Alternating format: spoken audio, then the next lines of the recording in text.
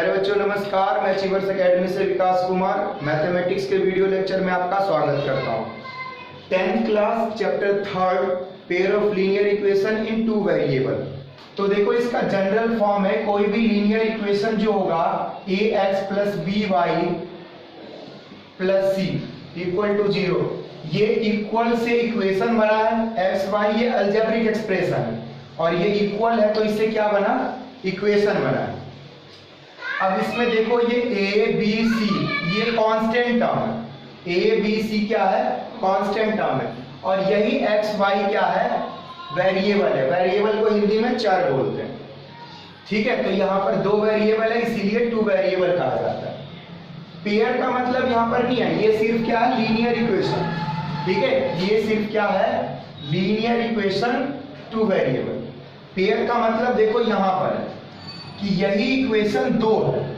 अब यहाँ पर फर्स्ट के लिए हमने 1 ले लिया और सेकंड के लिए 2 ले लिया, यानी a1x plus b1y plus c1 equal to 0, a2x plus b2y plus c2 equal to 0। तो पेयर का मतलब जोड़ा। तो अब ये पेयर दो दिखा, ठीक है।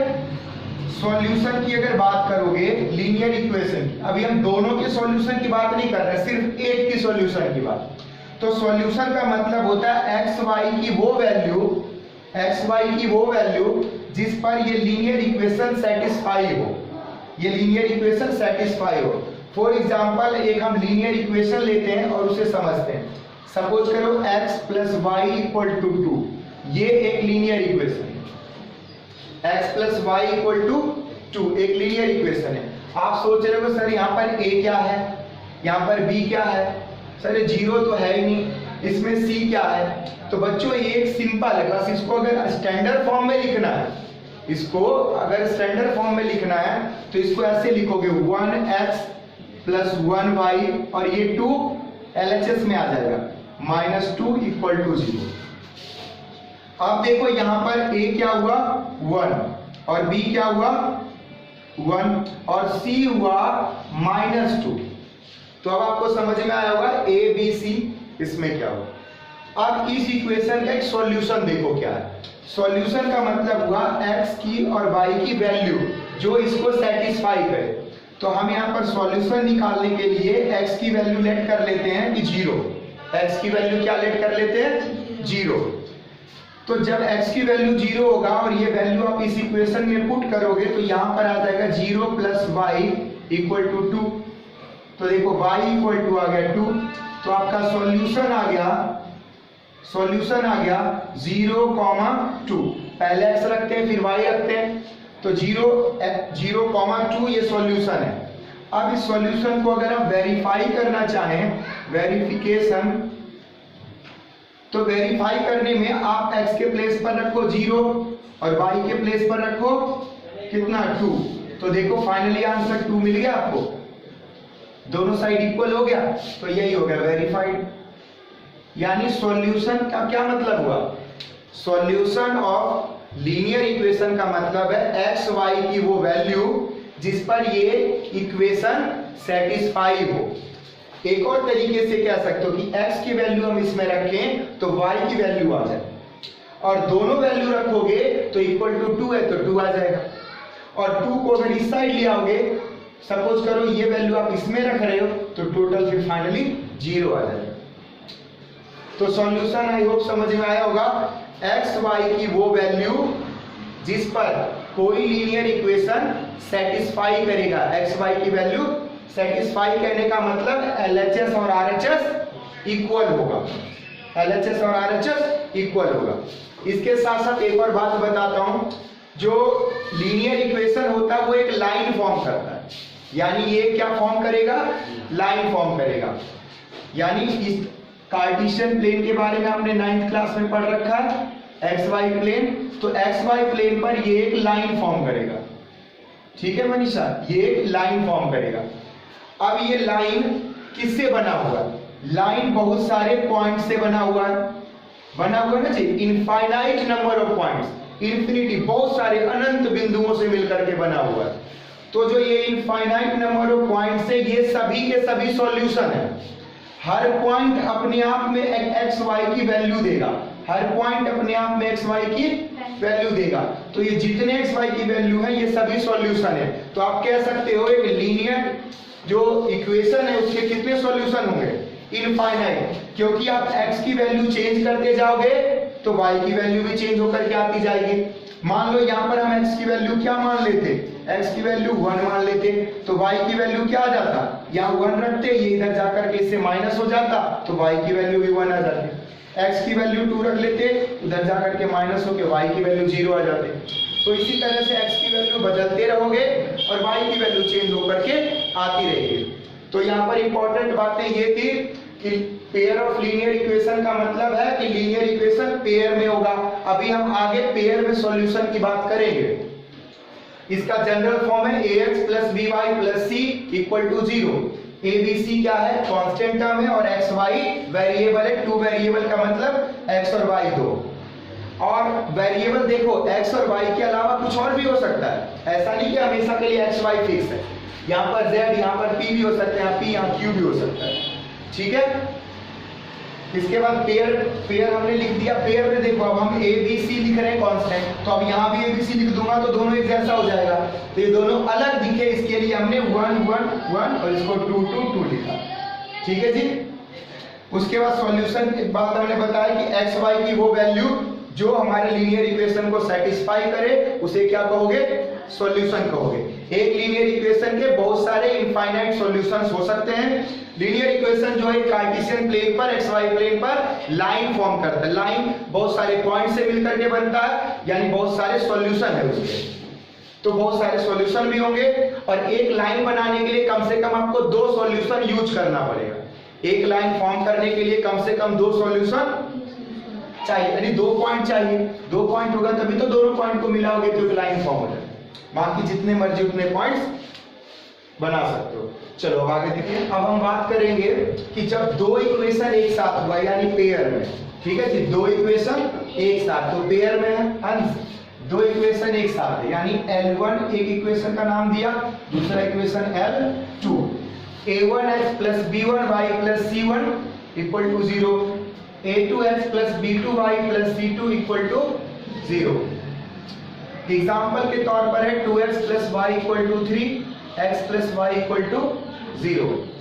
तो ये एग्जाम्पल देखो, यहाँ पर a1 क्या हो गया 2, b1 क्या हो जाएगा कुछ नहीं तो 1, c1 क्या हो जाएगा ये 3 इस साइड आएगा तो -3 हो जाएगा। इसके बाद a2 क्या हो जाएगा 1, b2 क्या हो जाएगा 1 और c2 क्या होगा 0। तो 2 इक्वेशन।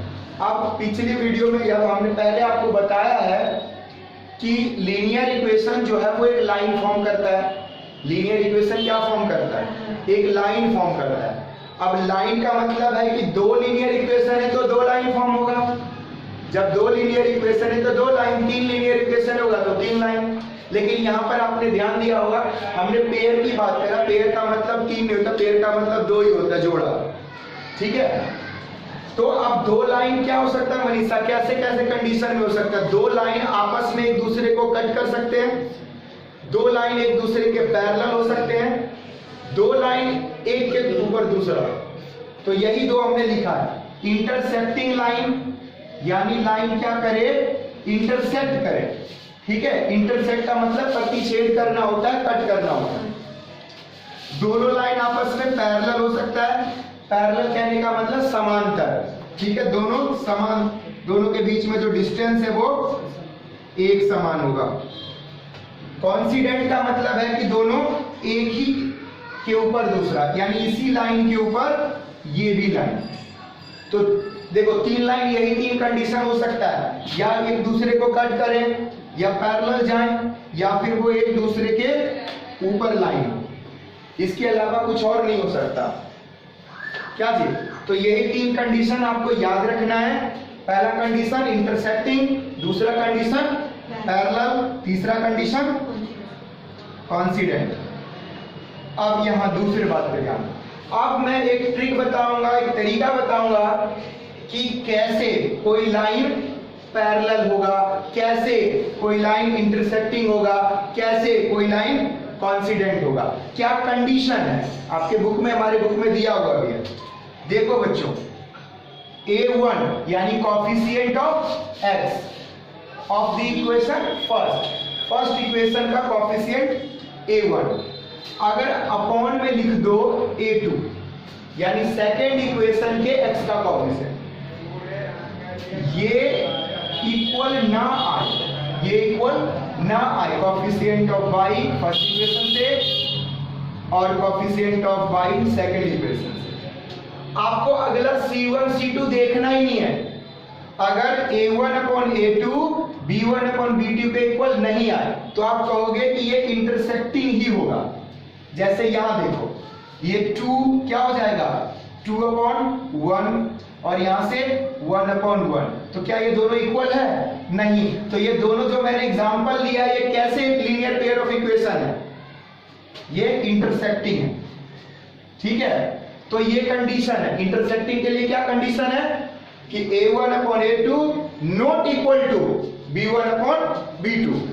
इसी तरह से पैरेलल के लिए कंडीशन क्या है, A1 अपॉन A2 इक्वल हो B1 अपॉन B2 के, but not equal to C1 upon C2। ये दोनों तो इक्वल हो बट C1 C2 इन दोनों के इक्वल ना हो। तो इस अगर ऐसा कंडीशन है किसी पेयर ऑफ लीनियर इक्वेशन में, तो वो क्या होगा, पैरेलल होगा। ठीक है जी, क्या होगा, पैरेलल होगा, समांतर होगा। एक और कंडीशन बनता है A1 upon A2 B1 upon B2 C1 upon C2, ये तीनों ही आपस में इक्वल हो, ये तीनों ही आपस में इक्वल हो। तो जब ये तीनों आपस में इक्वल होंगे तो कॉन्सिडेंट लाइन होगी, दोनों लाइन एक दूसरे के ऊपर ही होगी। ठीक है, जब तीनों के कॉफिशिएंट A B C और दूसरे का भी A B C का रेशियो आपस में, रेशियो को प्रोपोर्शनल बोलते हैं, हिंदी में इनको अनुपात बोलते हैं, समानुपाती होंगे, यानी दोनों ही रैखिक समीकरण के जो कॉफिशिएंट है यानी A B C और दूसरे का भी A B C, ये समान अनुपात में होंगे, समान अनुपाती होंगे, प्रोपोर्शनल होंगे, इक्वल रेशियो में होंगे, तो कॉन्सिडेंट। तो अब देखो फिर से ये समझो, A1 upon A2 not equal to B1 upon B2, तो क्या हो जाएगा Sujal, intersecting. A1 upon A2 B1 upon B2 equal है और C1 अपॉन C2 इक्वल ना हो तो पैरेलल हो जाएगा। A1 upon A2 B1 upon B2 और C1 अपॉन C2 तीनों इक्वल हो तो क्या होगा, कॉन्सिडेंट होंगे। ठीक है, इसमें जब A1 अपॉन A2 और B1 अपॉन B2 इक्वल नहीं हुआ तो हमें C1 अपॉन C2 देखने की जरूरत नहीं है। मैं बार बार बता रहा हूं, देखने की जरूरत नहीं। बच्चे पूछते हैं सर ये भी निकालें, जी नहीं, ये नहीं निकालें। चलिए अब इसमें आगे ये कॉन्सेप्ट आ गया, ये आ गया, अब इसके साथ एक और जुड़ेगा। इंटरसेक्टिंग अगर होगी लाइन तो उसका सॉल्यूशन तो होगा ही। अब हम किस तरह के सॉल्यूशन की बात करें बच्चों में, मैंने पीछे बताया लीनियर इक्वेशन के सॉल्यूशन इनफाइनाइट होंगे, बहुत सारे सॉल्यूशन होंगे, लेकिन पेयर मतलब जोड़ा। तो पेयर अगर है तो उस पेयर का सॉल्यूशन यहां पर अलग अलग हो सकता है। एक सॉल्यूशन हो सकता है कोई सॉल्यूशन ही नहीं होगा, या हो सकता है बहुत सारे सॉल्यूशन हो, ऐसा है। अगर लाइन इंटरसेक्टिंग होगी तो जिस पॉइंट पर लाइन इंटरसेक्ट कर रही है वो पॉइंट ही इसका सॉल्यूशन होगा। अब बताओ, दो लाइन एक दूसरे को कट करती है तो कितने पॉइंट पर कट करती है? अरे दो लाइन तो किसी एक ही पॉइंट पर कट करेगी, 4-5 लाइन पे थोड़ी ना कट करेगी 4-5 पॉइंट पर। कोई दो लाइन है तो किसी एक ही पॉइंट पे कट करेगी ना, तो इसलिए इसका वन सॉल्यूशन जिसको कहते हैं यूनिक सॉल्यूशन। क्या कहते हैं? Unique solution. हिंदी में कहते हैं अद्वितीय हल, जिसका कोई और हल ना हो, एक ही हल हो। बच्चों पैरेलल में देखो, लाइन कहीं पर एक दूसरे को इंटरसेक्ट कर ही नहीं रही है, कट कर ही नहीं रही है। तो जब कहीं पर कट नहीं कर रही है तो उसका कोई सॉल्यूशन ही नहीं होगा। जब आप इसको सॉल्व करोगे कि आगे की क्लास में हम सॉल्व भी करेंगे इसको, तो देखोगे कोई एक्स वाई की वैल्यू ही नहीं आई। बोले सर इसकी तो कोई वैल्यू ही नहीं आ रही एक्स वाई, तो कहेंगे कि ध्यान दो, ये पैरेलल वाले कंडीशन को सेटिस्फाई करा रहा है। जब पैरेलल होता है तो कोई इंटरसेक्टिंग लाइन नहीं होती, इंटरसेक्टिंग लाइन नहीं है तो कोई सॉल्यूशन नहीं है। यानी इसमें क्या लिखोगे, नो सॉल्यूशन, यानी कोई हल नहीं है। ठीक है, कॉन्सिडेंट में देखो, अब आप समझ गए होंगे कि कॉन्सिडेंट में बहुत सारे सॉल्यूशन होंगे, क्योंकि ये तो अनगिनत बिंदुओं पर एक दूसरे को प्रतिच्छेदित कर रहा है, यानी it is intersecting in infinite line. ये तो देखो हर पॉइंट पर एक दूसरे को कट कर रहा है, क्योंकि एक दूसरे के ऊपर ही है, सांप की तरह लिखता हुआ, तो ये तो एक दूसरे के ऊपर ही है। तो यहां पर कितने सॉल्यूशन होंगे, इनफाइनाइट मेनी सॉल्यूशन, इसके अनंत हल होंगे। ठीक है जी, इसके क्या होंगे, इनफाइनाइट मेनी सॉल्यूशन। यहां पर आ रहा, दिखाई दे रहा है, तो यहां देखिए इसमें एक और चीज फिर ऐड होगी, बस ये लास्ट है। क्या ऐड होगी, तो अगर यूनिक सॉल्यूशन होगा बच्चों, तो ये लीनियर पेयर ऑफ इक्वेशन, इसको कंसिस्टेंट कहेंगे, कंसिस्टेंस कहेंगे consistent linear pair of equation. और अगर नो सॉल्यूशन है तो इसको कहेंगे इनकंसिस्टेंट,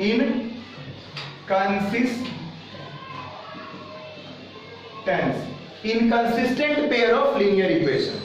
और अगर इनफाइनाइट मेनी सॉल्यूशन होगा तो ये भी कंसिस्टेंट होगा, लेकिन ये भी कंसिस्टेंस होगा, लेकिन इसे कहते हैं डिपेंडेंट। ठीक है जी, डिपेंडेंट यानी dependent consistent linear pair of equation. Consistent, inconsistent और ये dependent consistent linear pair of equation या पेयर ऑफ लीनियर इक्वेशन। तो ये चार्ट जो है आप याद रखोगे, एक्सरसाइज 3.2 इसी चार्ट के ऊपर बेस्ड है, संगत और इसे असंगत। ठीक है, कंसिस्टेंट को संगत और इसे असंगत, और कॉन्सिडेंट को कहते हैं संपाती, कॉन्सिडेंट को संपाती। तो उम्मीद करता हूं ये समझ में आया होगा। कोई डाउट वगैरह होगा तो आप जो है व्हाट्सएप पर मैसेज कर सकते हो, कॉल करके पूछ सकते हो। ठीक है, thank you so much for watching this.